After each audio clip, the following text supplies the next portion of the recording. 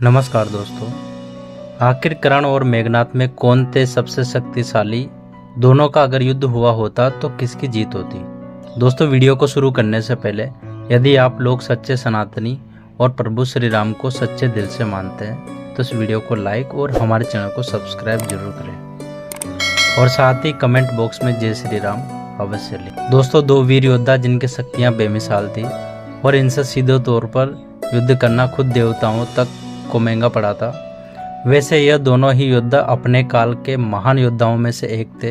वैसे कभी इन दोनों योद्धाओं का मुकाबला तो नहीं हुआ, लेकिन आज हम इन दोनों योद्धाओं की शक्तियों का आकलन करेंगे और जानेंगे कि आखिर इन दोनों में से अधिक शक्तिशाली कौन था। वह दो योद्धा कोई और नहीं बल्कि रामायण काल में स्वर्ग को जीतने वाले रावण के पुत्र मेघनाथ थे।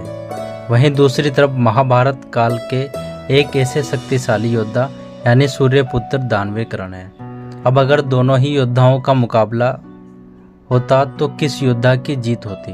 क्या कर्ण का कवच और कुंडल मेघनाथ के घातक बाणों को सह पाता? इस आकलन को हमने 3 श्रेणियों में बांटा है। तो चलिए दोस्तों जानते हैं कि इन तीनों श्रेणियों के हिसाब से किस योद्धा में अधिक शक्ति थी। पहला है वरदान की शक्ति। मेघनाथ बहुत ही मायावी राक्षस योद्धा थे। कहते हैं कि उसे एक नहीं अनेकों वरदान प्राप्त थे।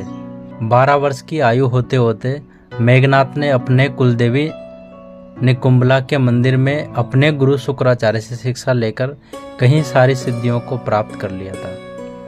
कहते हैं मेघनाथ ने मौन व्रत धारण करके कई साल बिताए और उसी से उन्होंने भगवान शिव के दर्शन भी किए। भगवान शिव ने उन्हें कई सारे अस्त्र शस्त्र, दिव्य शक्तियाँ, तांत्रिक विद्या और मायावी शक्तियां प्रदान की, परंतु उन्होंने मेघनाथ को सावधान भी कर दिया था कि कभी भी भूलकर किसी ऐसे ब्रह्मचारी से युद्ध न करना जो 14 वर्ष से ब्रह्मचार्य का पालन कर रहा हो और 14 वर्षों से सोया ना हो।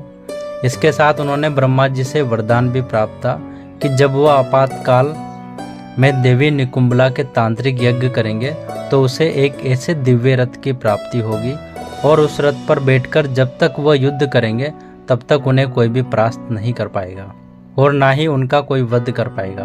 परंतु उसे एक बात का ध्यान रखना होगा कि जो उस यज्ञ के बीच में विध्वंस कर देगा वही उसकी मृत्यु का कारण होगा।